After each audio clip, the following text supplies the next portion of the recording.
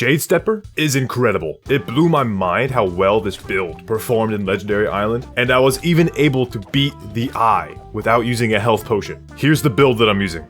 Using Dune Storm, good strength, good agility, great SP piece, as well as the main attack damage works out. Walk speed is awesome. Dawn Dash, main attack, strength, HP, air damage, and walk speed. Sagittarius gives us both raw main and spell damage, as well as giving us walk speed. Revenant reduces our smoke bomb cost, which is really important for our spell sustain, as well as giving us mana steal. Raw main attack is very important for us. Dispersion, awesome ring. It's kind of slept on. People gave it a blind eye because of the poison ID, but it's actually a really good ring for main attack damage because it's 100 plus. I prioritized raw main attack for this ring. Breeze Hands is a attack speed piece to counter Momentum, which has -1 attack speed, but also has insane stats and everything else. Gives you 9 SP, gives you 350 main attack damage total, mana steal, and that's just for the price of some negative walk speed and -1 attack speed. And then Power Cell, plus 13 dexterity. This necklace is awesome. And then the weapon, Weathered. The two main important IDs are mana steal and walk speed.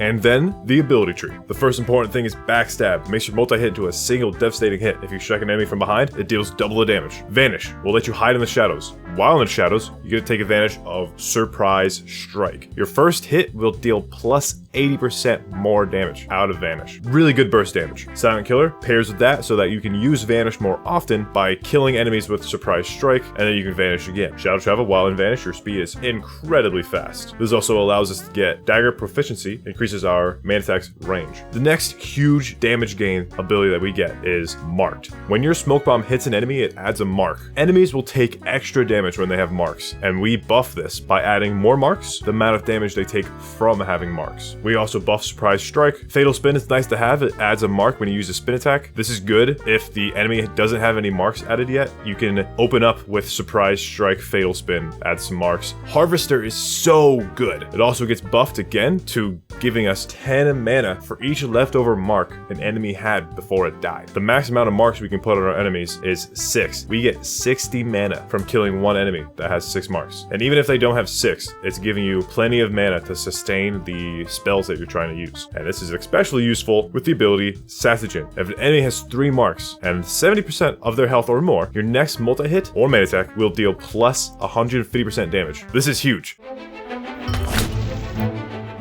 Now here's some strategies. In order to get the backstab hitbox, you need to be behind them. Vanish makes it a lot easier because the enemy stops focusing on you. So the only way you're really hitting a backstab hitbox is if you're in Vanish. Other ways would be if the enemy is focused on someone else, then you can hit your backstab that way. Usually for every fight you're going to be entering in with Surprise Strike, but depending on how many marks an enemy has, you will want to do different stuff. You can't abuse Satsujin until the enemy has more than 3 marks. So usually if an enemy is unmarked, you want to enter in with a Surprise Strike, throw down your Smoke Bomb. You can main attack as well, definitely a good option, but the real money move right there. You get your backstab damage, you got Satsujin going on, and overall it does a ton of damage. Now, I enjoy using Quake instead of Wind Prison, mostly because Wind Prison is very finicky. If there was a Smoke Bomb on the enemy, Wind Prison would be used and it'll be wasted completely, so I'd rather just take advantage of Quake. But there is definitely a ton of potential behind Wind Prison and Satsujin backstab. You'll get a ton of damage if you want to do that. Depends on you. I'm using Quake.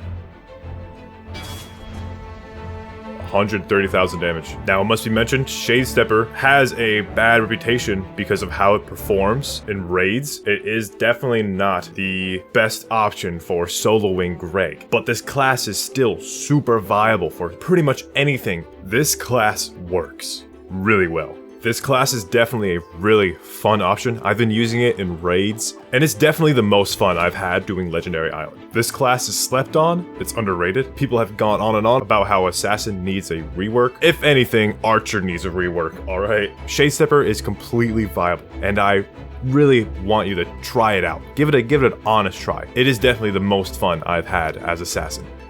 And that's all. Thanks for watching.